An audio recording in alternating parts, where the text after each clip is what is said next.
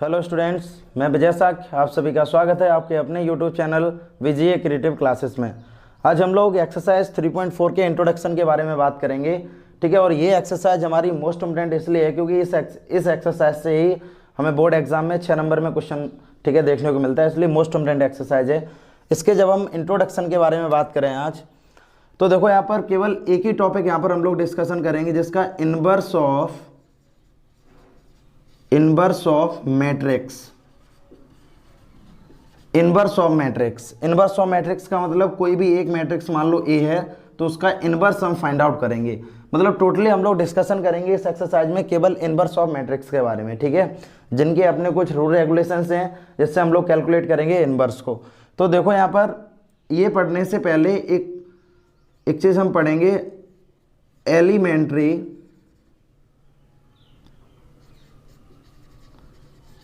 Elementary operations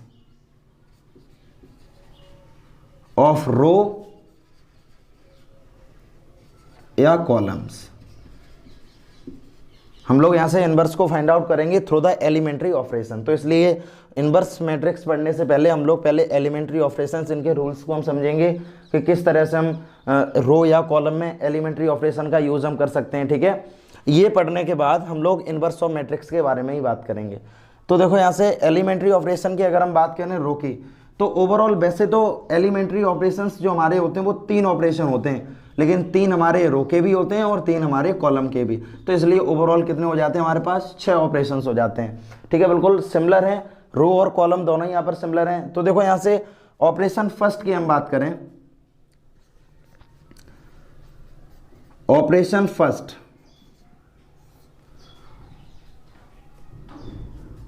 suppose a matrix A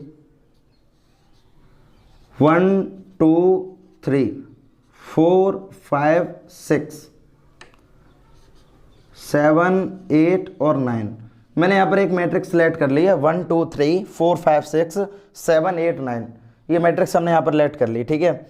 अब हमें question के अकॉर्डिंग रिक्वायरमेंट है कि 4 5 6 वाली जो रो है वो ऊपर होनी चाहिए थी, मतलब फर्स्ट रो होनी चाहिए थी 4 5 6 एंड सेकंड रो होनी चाहिए थी 1 2 3। तो हम लोग यहाँ पर लिख सकते हैं R1 चेंजेस, ठीक है, R1 चेंजेस टू R2, यानी कि R1 चेंजेस इनटू R2 का मतलब यहाँ पर क्या है? अब जो हमारी नई मैट्रिक्स यहाँ पर आएगी वो आ जाएगी, देखो यहाँ से 4 5 6 1 2 3 7 8 9, ये देखो मैट्रिक्स आ गई। यानी हमने यहाँ पर क्या किया है, R1 को जो R2 है उससे मैंने R1 की जगह चेंज कर दिया और R1 को R2 की जगह, ठीक है। तो इसको हम शॉर्ट में ये भी लिख सकते हैं R1 चेंज टू R2। ये देखो रिवर्सिबल का साइन है, यानी R1 को हमने R2 के थ्रू चेंज कर दिया, जहाँ पर R1 था वहाँ पर R2 हो गया, जहाँ पर R2 वहाँ पर R1 हो गया। तो बस ये पहला ऑपरेशन है, ये हम लोग रो में भी यूज कर सकते हैं और कॉलम में भी। तो इसका मतलब हम यहाँ पर क्या लिख सकते हैं, you can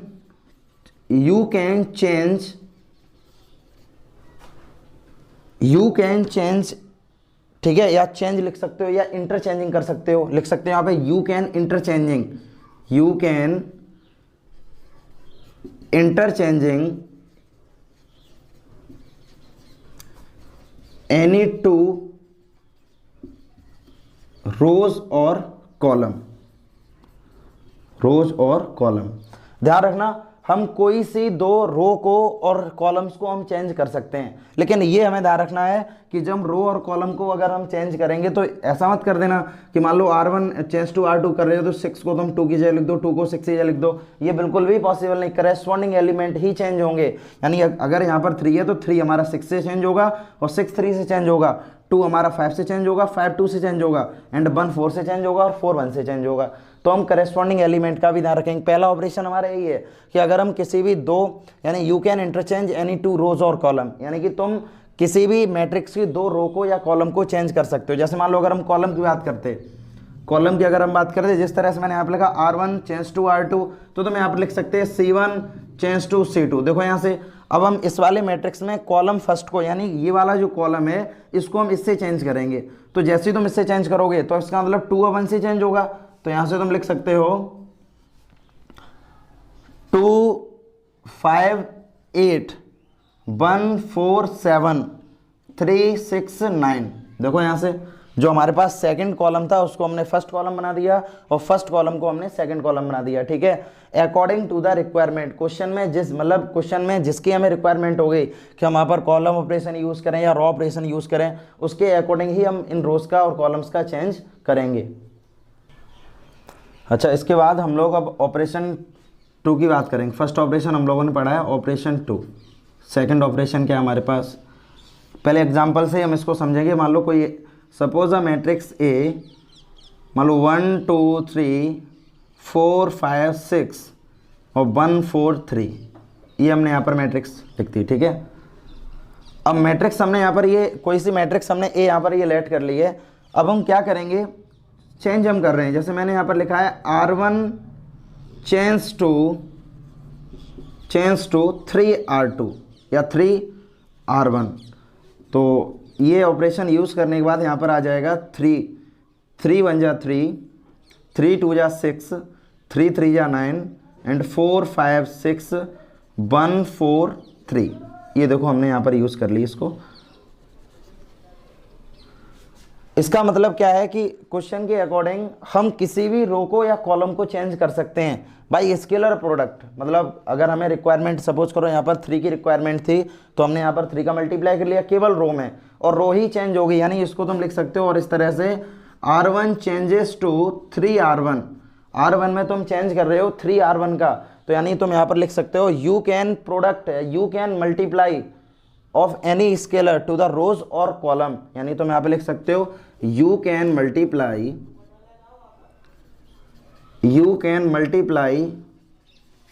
buy any number in row और कॉलम, यानी तुम किसी भी नंबर का मल्टीप्लाई करते हो। नंबर का मतलब है स्केलर प्रोडक्ट हमने यहाँ पर किया, ठीक है ना। किसी भी नंबर का मल्टीप्लाई तुम कर सकते हो किसी भी रो में और कॉलम में, जैसे जिसके क्वेश्चन में जैसी हमें रिक्वायरमेंट हो। अभी हमने यहाँ पर रो में चेंज कर दिया है। अब कुछ स्टूडेंट ये भी समझ रहे होंगे सर हम लोगों ने जो स्केलर प्रोडक्ट पढ़ा था वो तो पूरी मैट्रिक्स में चेंजमेंट होता था, तो वही चीज़ मैं यहाँ पर बता रहे हैं। हम 3 का मल्टीप्लाई ए में नहीं कर रहे हैं, हम लोग 3 का मल्टीप्लाई R1 में कर रहे हैं, तो केवल चेंजमेंट सिर्फ किस में आएगा, R1 में, यानी जिसके साथ हम प्रोडक्ट करेंगे टोटली चेंजेस केवल वहीं पर आना है। जैसे हमने यहाँ पर 3R1 में मल्टीप्लाई किया है तो केवल R1 ही चेंज हुआ, बाकी रिमेनिंग 2 रोज हमारी एज इट इज हैं, ठीक है ना। इसी तरह से अगर हम कॉलम की बात करें, जैसे मान लो यहाँ से मैट्रिक्स हमारे पास यही हमारे पास मैट्रिक्स है। अब हमने यहाँ पर लिख दिया है C2 चेंज, ठीक है, 4C2। अब हमने यहाँ पर क्या कॉलम ऑपरेशन यूज किया है, ये वाला हमारा रो ऑपरेशन है और ये वाला हमारा कॉलम ऑपरेशन है, ठीक है। अब हमने C2 में चेंज किया है 4C2। अब केवल बाकी 2 कॉलम हमारे एज इट इज रहेंगे, केवल चेंजमेंट आएगा दूसरे कॉलम में, क्योंकि यहाँ पर इन्होंने बता दिया है कि हम चेंज करेंगे C2 को 4C2 में। क्लियर है ना, हम चेंज करेंगे C2 को 4C2 में, तो C1 एंड C3 हमारे एज इट इज रहेंगे, केवल चेंजमेंट होना है C2 में। तो यहाँ पर हम लिख सकते हैं मैट्रिक्स जो हमारे पास आएगी 1 4 1, ये तो एज इट इज रहेगा हमारे पास। अब इसमें चेंजमेंट करेंगे, 4 का मल्टीप्लाई करो, 4 2 जा 8, 4 5 जा 20 और 4 4 जा 16, यानी 3 6 3, ये हमारे पास सेम रहेगा। तो यही हमारा सेकंड ऑपरेशन है कि हम किसी भी कॉलम में या रो में हम किसी भी नंबर या कांस्टेंट, नंबर का मतलब एल्जेब्रिक भी हो सकता है और हमारे पास कांस्टेंट भी हो सकता है। कोई इतना बड़ा पॉइंट नहीं है कि हमने यहाँ पर कांस्टेंट की बात की है या मान लो एल्जेब्रिक की बात की है, कुछ भी हो सकता है। यानी किसी का भी हम प्रोडक्ट करेंगे, चाहे वो कांस्टेंट नंबर हो, चाहे वो हमारा एल्जेब्रिक नंबर हो, चाहे किसी भी वेरिएबल का मल्टीप्लाई करेंगे, तो जिस कांस्टेंट या जिसमें हम करेंगे, चाहे वो रो हो चाहे कॉलम हो, तो सिर्फ उसी में चेंज आना है, रिमेनिंग नंबर्स हमारे एज इट इज रहेंगे। इसी के साथ हम लोग ऑपरेशन 3 की बात करेंगे। थर्ड एंड लास्ट ऑपरेशन है इसका। ओवरऑल 2 ऑपरेशन हम लोगों ने पढ़े हैं, 2 रो के 2 कॉलम के, ठीक है, 4 ऑपरेशन हो गए हैं। अब लास्ट 2 ऑपरेशन हमारे पास रहे हैं रो और कॉलम के। तो देखो यहाँ से इसको भी हम एग्जाम्पल समझ, suppose a matrix A 1 2 3 and 4, मैंने इस बार 2x2 की मैट्रिक्स को लेट किया है। क्लियर है। अब 2x2 मैट्रिक्स को जब हमने लेट किया है तो चेंजमेंट देखो, हमने यहाँ पर चेंज किया R1 change to R1 plus R2। अब हम R1 में चेंज करेंगे, R1 प्लस R2 का चेंजमेंट करेंगे। देखो चेंज किस में कर रहे हैं हम लोग सिर्फ R1 में चेंज कर रहे हैं। अब जब R1 में चेंज करेंगे तो R1 और R2 को प्लस करके R1 को चेंज करो। प्लस करके R1 को कैसे चेंज करेंगे, जैसे मान लो A इज, ठीक है, A matrix is equal to R1 में R2 को प्लस करो तो 1 प्लस 3 यानी ये हो जाएगा 4 और 2 प्लस 4 यानी 6 एंड 3 एंड 4। ठीक है, एक तो हमारे पास ये हो गया। अब इसी तरह मान लो दूसरा चेंजमेंट हम क्या कर सकते हैं, R1 change R1 plus 2 R2। देखो यहाँ से अब भी हमने R1 में चेंज किया है। मतलब यहाँ पर सबसे पहले जिसको भी हम राइट करेंगे केवल चेंजमेंट उसी में ही होगा, चाहे वो रो हो चाहे कॉलम हो। हमने यहाँ पर R1 में चेंज किया R1 प्लस R2, तो R1 के साथ R1 प्लस R2 को ही हम प्लस करेंगे। अब यहाँ पर भी हम R1 में प्लस कर रहे हैं, सॉरी R1 में चेंज कर रहे हैं, तो R1 में 2R2 को प्लस करेंगे। तो 2R2 को प्लस करने का मतलब है यहाँ पर ये हो जाएगा, R1 का मतलब 1 है और प्लस 2R2, तो 3 2 जा 6, इसको 6 प्लस करो। ठीक है, फिर 2 प्लस 4 2 जा 8, 8 प्लस कर दो यानी 3 4। तो फाइनली यहाँ से आ जाएगा A is equal to 1 plus 6 यानी 7 10 3 एंड 4। नई मैट्रिक्स यहाँ से जनरेट हो गई। ठीक है, तो हमने यहाँ पर किस तरह से चेंजमेंट बताया है कि अगर हम किसी भी रो में या कॉलम में चेंजमेंट कर सकते हैं, उसी रो को किसी दूसरी रो को चेंज प्लस या माइनस करके या स्केलर प्रोडक्ट करके। ये हमने यहाँ पर स्केलर प्रोडक्ट किया है उसी रो के साथ। तो तुम लिख सकते हो you can change any row और कॉलम्स, ठीक है, बाई एडिंग और सबट्रैक्टिंग, बाई एडिंग और सबट्रैक्टिंग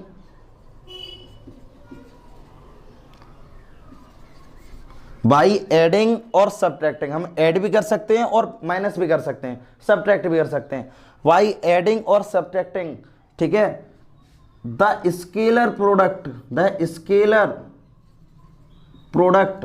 या स्केलर मल्टीपल ऑफ अदर रोज या कॉलम, रोज और कॉलम। देखो यहां से एक बार दोबारा से स्टेटमेंट को पढ़ो, you can change any row और कॉलम्स। तुम किसी भी रो और कॉलम को चेंज कर सकते हो बाई एडिंग और सबट्रैक्टिंग, मतलब प्लस करके या माइनस करके। ठीक है ना, हमने यहाँ पर प्लस किया तो माइनस भी कर सकते हो। सपोज करो यहाँ पर मैंने माइनस का साइन लगा देते तो यहाँ पर भी माइनस आ जाता, यहाँ पर ही माइनस आ जाता। ठीक है, तो यहाँ पर बचता माइनस का 5 और यहाँ पर बचता माइनस का 6। तो देखो यहाँ से प्लस भी कर लिया और माइनस भी कर लिया। तो you can change any row और कॉलम बाई एडिंग और subtracting the scalar product. Scalar product है मतलब 2 का मल्टीप्लाई हमने R2 के साथ कर लिया है, तो ये स्केलर प्रोडक्ट है, केवल चेंजमेंट R2 में ही आएगा। तो लिख सकते हैं यहाँ पर the scalar product of other rows और कॉलम, यानी कि दूसरे रोज में और कॉलम में तुम मल्टीप्लाई करके भी तुम किसी भी रो को या कॉलम को चेंज कर सकते हो। ये तो था रो ऑपरेशन। अगर हम यहाँ पर कॉलम ऑपरेशन की अगर हम बात करें, या सपोज करो C1 अप्लाइंग्स 3C1 प्लस के C2, मैंने इस तरह से कर दिया है।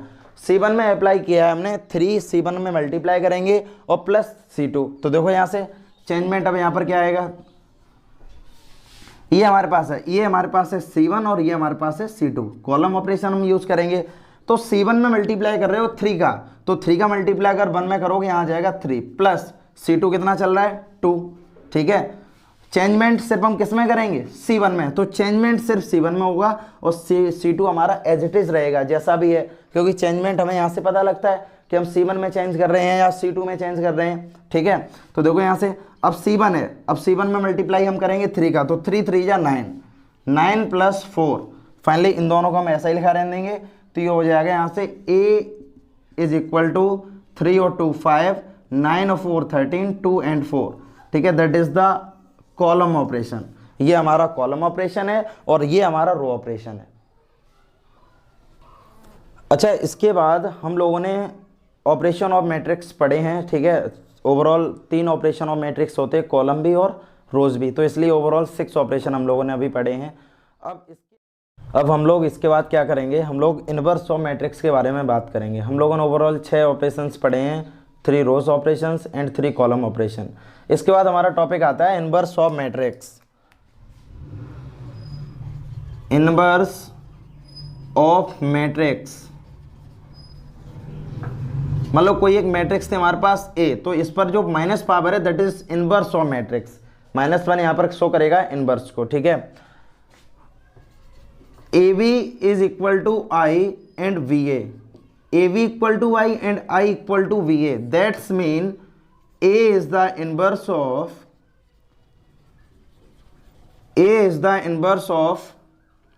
B and B is also the inverse of A। क्या इसका लॉजिक है, अभी हम समझाएंगे इसको। अगर ए बी का प्रोडक्ट भी हमारा आई के इक्वल है एंड बी ए का प्रोडक्ट भी हमारा आई के इक्वल है, तो दैट्स मीन ए है वो बी का इनवर्स होगा एंड बी है वो ए का भी इनवर्स होगा। कैसे समझते हैं, देखो एक बार इसको।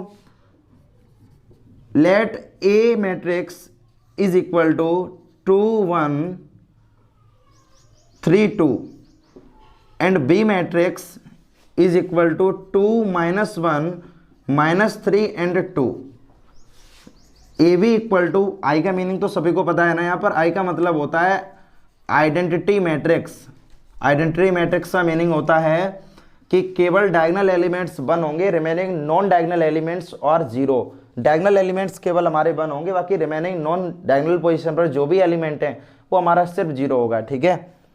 ए बी का जैसे ही हम यहाँ पर प्रोडक्ट करेंगे तो ये हो जाएगा 2 1 3 2 2 -1 -3 एंड 2।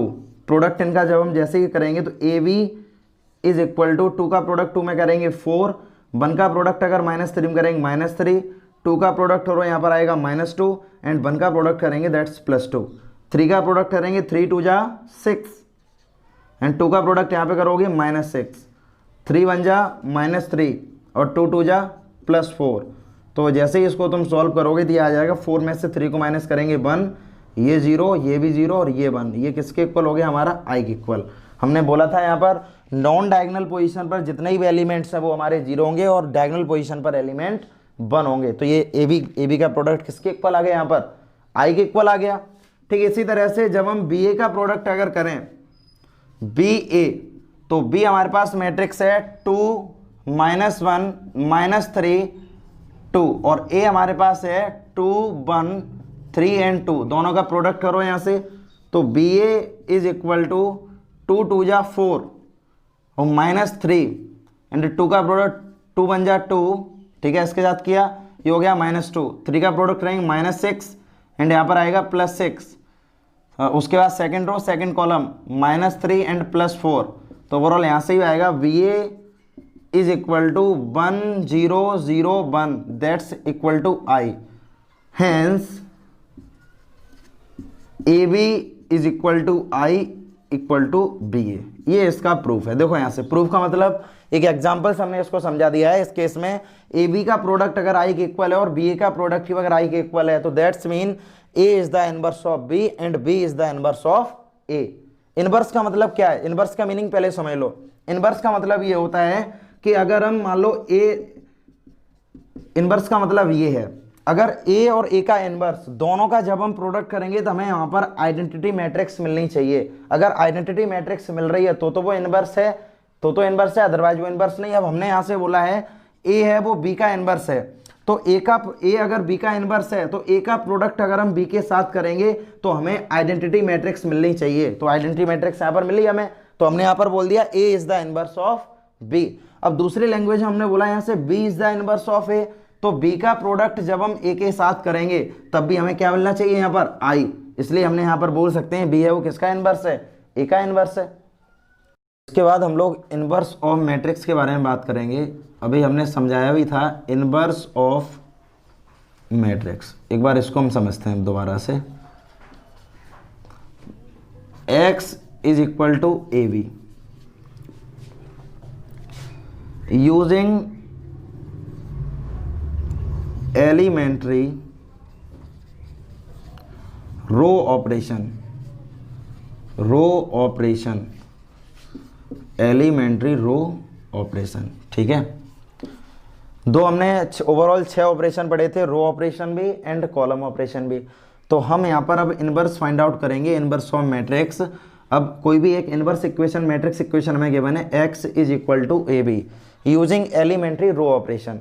तो रो ऑपरेशन का मतलब है कि हम केवल किस में चेंजमेंट करेंगे, x में और a में चेंजमेंट करेंगे, x और a में चेंजमेंट। दैट्स मीन यहाँ पर लिख सकते हो a is equal to I ए। ध्यान देना पहले इधर लॉजिक क्या है इसका, ये समझ में आना चाहिए कि हम जब रो ऑपरेशन यूज करेंगे तो चेंजमेंट x में और a में होगा। x में a का मतलब क्या है, यहाँ पर हम इसमें चेंजमेंट करेंगे और इसको किस पोजीशन पर बना के ले जाएंगे, i की पोजीशन पर बना के ले जाएंगे। तो इसका मतलब क्या है यहाँ पर कि a जो हमारे पास मैट्रिक्स a है, a में हम जब तक रो ऑपरेशन यूज करेंगे जब तक ये किस में चेंज हो जाए, i में चेंज ना हो जाए, तब तक हम इसमें रो ऑपरेशंस यूज करेंगे। तो यहाँ से फाइनली जो मैट्रिक्स हमारी आएगी तो A इनवर्स, जब इसको तुम चेंज करोगे तो ये भी चेंज होगी, क्योंकि हमने बोला था रो ऑपरेशन में x में और a में चेंज करेंगे। तो x की जगह मैंने a लिख दिया है और a की जगह हमने i लिख दिया है, और ये तो a यहाँ पर चल ही रहा है। अब क्या करना है, a में हम जब तक रो ऑपरेशंस को यूज करेंगे जब तक ये किस में चेंज ना हो जाए, ट्रांसफॉर्म किस में हो जाए, i में, और x में भी साथ में, मतलब जितना हम लोग इसमें चेंजमेंट करेंगे उतना ही इसमें होगा। तो ये एक नई मैट्रिक्स बनेगी B। तो that's equal to A inverse is equal to B। ये हमारा है रो ऑपरेशन।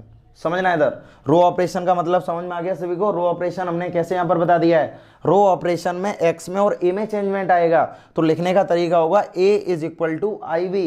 अब a में और i में हम लोग चेंजमेंट करेंगे, a में हम जब तक चेंजमेंट करेंगे जब तक कि वो हमारा i ना बन जाए। i का मतलब है आइडेंटिटी मैट्रिक्स ना बन जाए। ऑर्डर डिपेंड नहीं करता है, ऑर्डर डिपेंड करेगा रिमेनिंग अदर मैट्रिसेस के।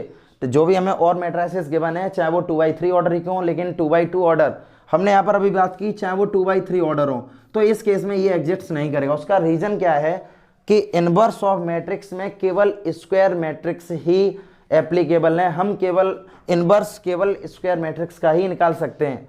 उसका लॉजिक ये है कि जब हम लोगों ने 3.3 एक्सरसाइज का इंट्रोडक्शन पढ़ा था तो उसमें भी हमने ये बताया था, अगर 2/3 है, जब इसका हम इसको ट्रांसपोज करेंगे तो ये 3/2 बन जाएगा।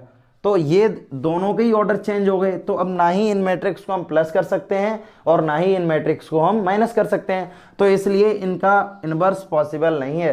तो इनवर्स इज, ठीक है, applicable on case of square matrix. Inverse केवल पॉसिबल है हमारा स्क्वायर मैट्रिक्स के केस में। क्लियर है ना। तो दोबारा से एक बार 1 सेकेंड एक बार इसको देख लो। ए को हम ए मैट्रिक्स जो हमें गिवन होगी, ए मैट्रिक्स को हम जब तक चेंज करेंगे जब तक कि वो आई ना बन जाए, और आई में भी रेगुलर चेंजमेंट होना है, तो आई की जगह एक नई मैट्रिक्स बनेगी बी। तो that's mean A inverse is equal to B. इसी तरह से अब देखो सेकेंड, यूजिंग कॉलम ऑपरेशन।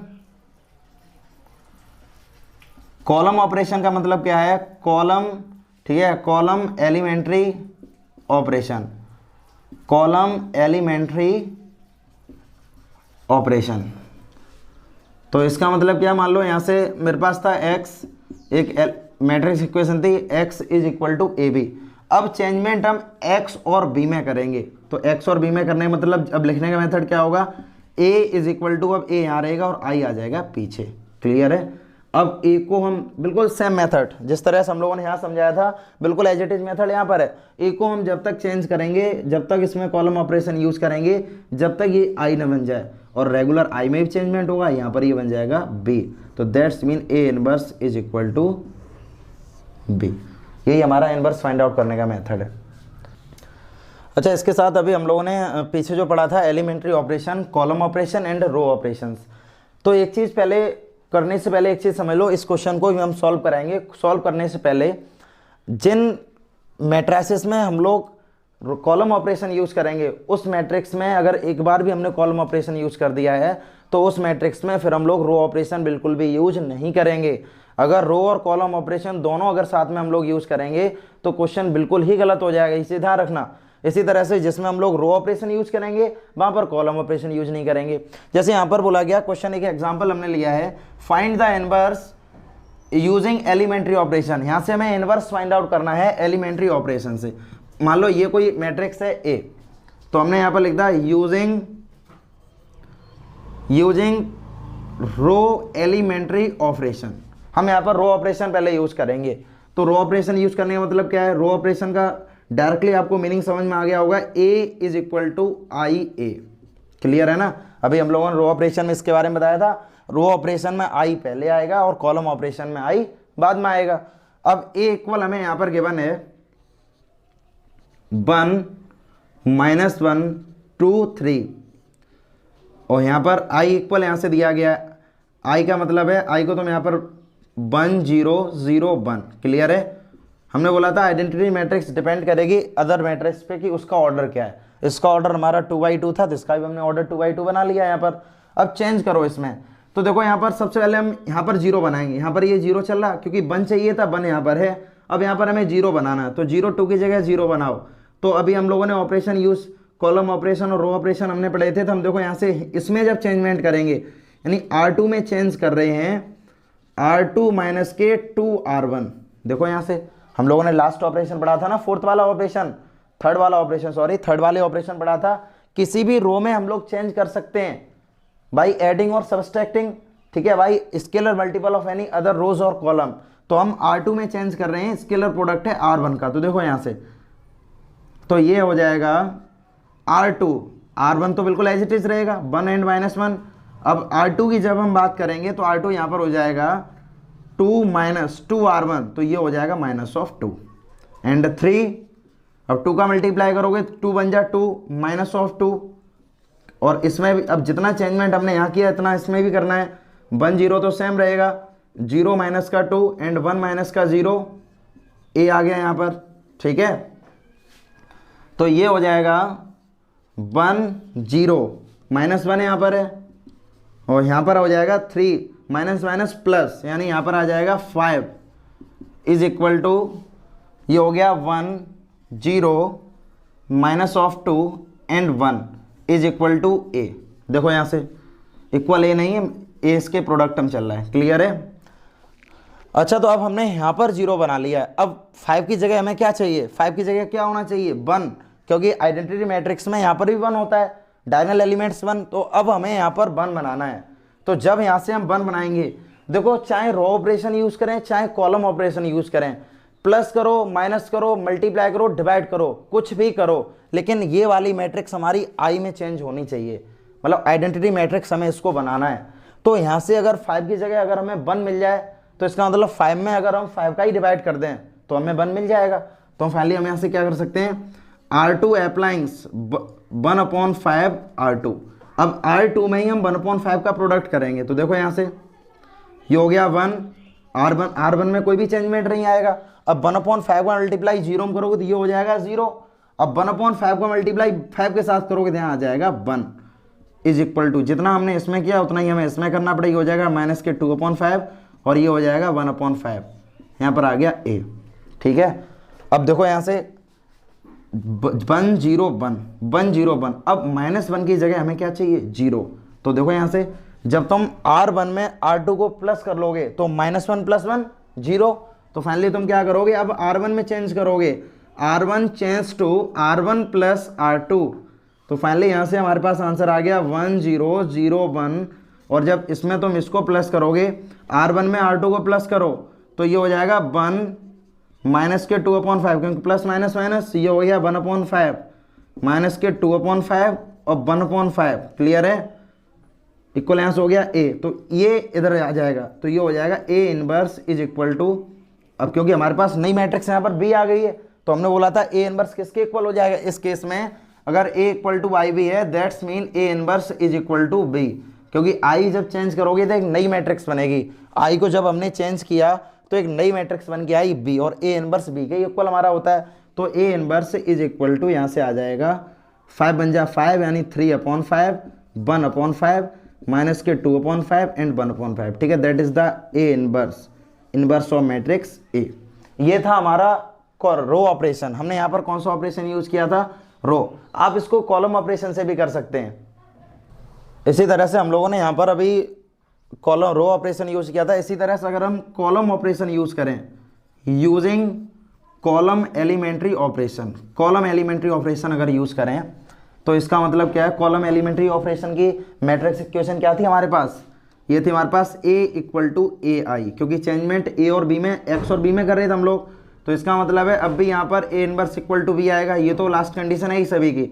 अब a इक्वल देखो यहाँ से a हमें यहाँ पर कितना दिया गया है, a हमें दिया गया 1 -1 2 एंड 3, और a को यहाँ लिखा रहने दो, और i इक्वल हो गया 1 0 0 एंड 1। ये लास्ट में एग्जाम में क्वेश्चन आते हैं 1-2 नंबर के, ये इसका चेंजमेंट क्या है। कुछ स्टूडेंट ये समझते हैं चाहे आई को हम आगे लिखते हैं या आई को पीछे लिखते हैं, कोई भी इफेक्ट नहीं इससे पड़ेगा। इफेक्ट इससे है, लास्ट में हम कुछ बोर्ड एग्जाम के प्रीवियस ईयर के क्वेश्चंस भी कराएंगे, जिसमें इसका भी अपना एक लॉजिक है। ये लॉजिक है, इसको तैयार करना ढंग से कि रो ऑपरेशन और कॉलम ऑपरेशन में डिफरेंस क्या होता है, ठीक है ना। तो 1 ठीक है 1 2 -1 3। अब चेंजमेंट करो, अब इसमें केवल कॉलम ऑपरेशन हम लोग यूज करेंगे। तो देखो यहाँ से 1 है हमारे पास, क्लियर है। अब तुम इसमें चेंज करो, क्योंकि यहाँ पर तुम्हें 0 चाहिए और यहाँ पर भी तुम्हें 0 आसानी से मिल जाएगा। अगर तुम C2 में C1 को प्लस करोगे तो 0 आसानी से मिल जाएगा। तो फाइनली तुमने यहाँ से क्या लिख दिया, C2 change to C2 plus के C1, C1 में तुमने C2 प्लस कर दिया। तो अब चेंजमेंट केवल किस में हो रहा है, C2 में। तो देखो यहाँ से C1 एज इट इज रहेगा, यानी 1 और 2 कॉलम तो एज इट इज रहेगा फर्स्ट कॉलम। सेकेंड हम देखो -1 +1 3 + 2, क्लियर है। और A जितना चेंजमेंट तुमने इसमें किया उतना ही चेंजमेंट इसमें करो, 1 0 0 + 1 और 1 प्लस के 0। तो ये हो जाएगा हमारे पास 1 0 2 5 इक्वल टू A, ये हो गया 1 1 0 1, ठीक है। चेंजमेंट करने के बाद ये आ गया हमारे पास। अब देखो यहाँ से, अब तुम्हें क्या करना है, अब तुम्हें यहाँ पर चाहिए, यहाँ अब इसमें चेंजमेंट करो, क्योंकि इसमें अब तुम्हें क्या चाहिए, यहाँ पर 1 चाहिए। तो अगर तुम यहाँ से 1 लेके आओगे, अगर तुम यहाँ पर चेंजमेंट करोगे, यहाँ पर 1 आना चाहिए। तो 1 कैसे आएगा, अगेन चेंजमेंट इन C2, दोबारा से C2 में चेंजमेंट करो। लेकिन इतना ध्यान रखना, जो 0 बन गया है वो 0 बना रहना चाहिए, क्योंकि उसमें फिर कोई भी चेंजमेंट नहीं आना चाहिए। देखो तो कैसे नहीं आएगा, एक बार हम यहाँ पर चेंजमेंट करते हैं।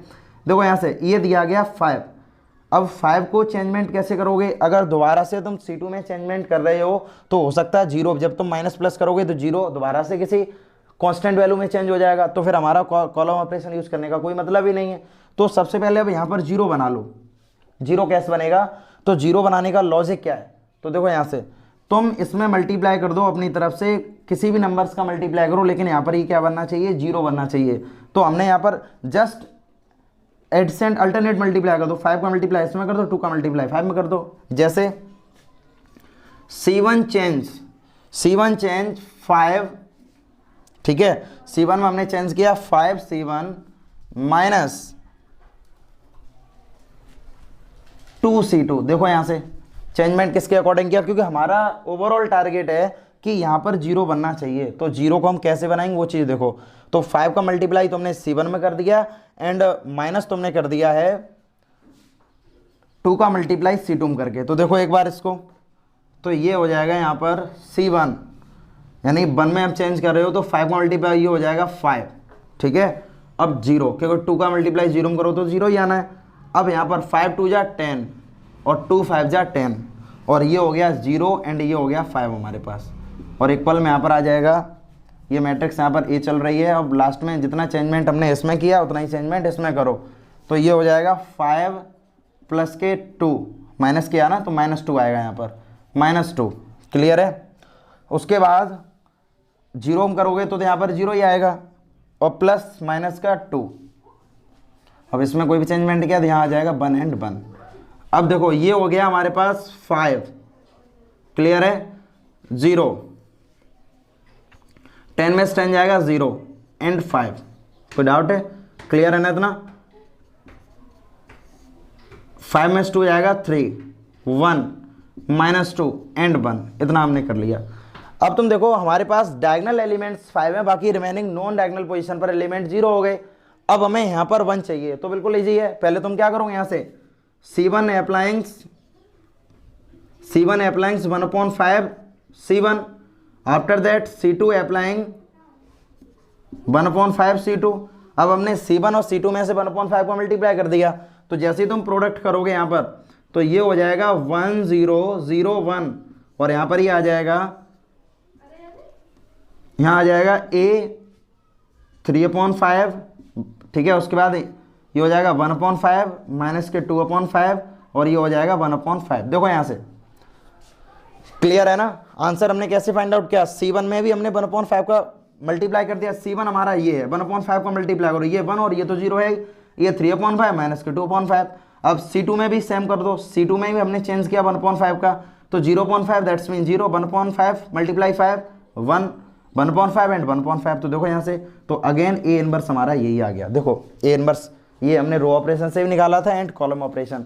तो देखो दोनों मेथड से हमने ये करके सिर्फ क्यों दिखाया है, करके सिर्फ इसलिए बताया है जिसमें हम लोग कॉलम ऑपरेशन यूज करेंगे उसमें हम लोग रो ऑपरेशन बिल्कुल भी यूज नहीं करेंगे, और जिसमें हम लोग रो ऑपरेशन यूज करेंगे उसमें कॉलम ऑपरेशन बिल्कुल भी यूज नहीं करेंगे। ठीक है, एक बार इस वाले एग्जांपल को भी हम समझते हैं। इसमें भी हमें ए इनवर्स फाइंड आउट करना है। ठीक है ना, ए इनवर्स मान लो ए मैट्रिक्स है, यहाँ से हमें इनवर्स फाइंड आउट करना है। तो देखो यहाँ पर हम रो एलिमेंट्री ऑपरेशन यूज करेंगे। रो एलिमेंट्री ऑपरेशन यूज करने का मतलब है A is equal to I A, that's mean यहाँ पर भी ए इनवर्स हमारा किसके इक्वल आएगा, बी के इक्वल, यानी आई चेंज हमारा बी में होगा एंड ए चेंज हमारा आई में होगा, तभी तो हम यहाँ से इनवर्स फाइंड आउट करेंगे। तो देखो यहाँ से इनवर्स हम फाइंड आउट करेंगे। ए हमें दिया गया है 6 - 3 - 2 1 और आई हमें हो जाएगा 1 0 0 1 और इक्वल यहाँ से हो गया ए। क्लियर है, चेंज करो। अब सबसे पहले हम यहाँ पर 0 बनाएंगे, तो 0 यहाँ पर बनाओ। देखो 3 का मल्टीप्लाई इसमें करोगे तो 3 2 जा 6 then plus R1 R2 change 3R2 plus के R1।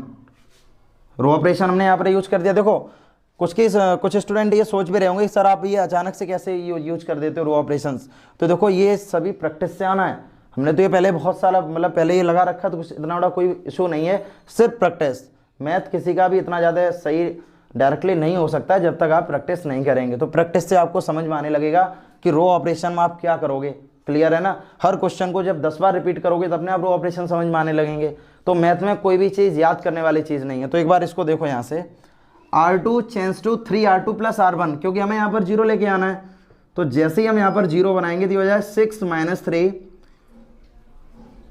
3 का मल्टीप्लाई R2 में करो तो 3 2 जा 6 माइनस ऑफ 6 प्लस R1 यानी प्लस का 6, 3 का मल्टीप्लाई करो 3, उसके बाद प्लस R1, तो प्लस R1 का मतलब ये हो गया माइनस का 3।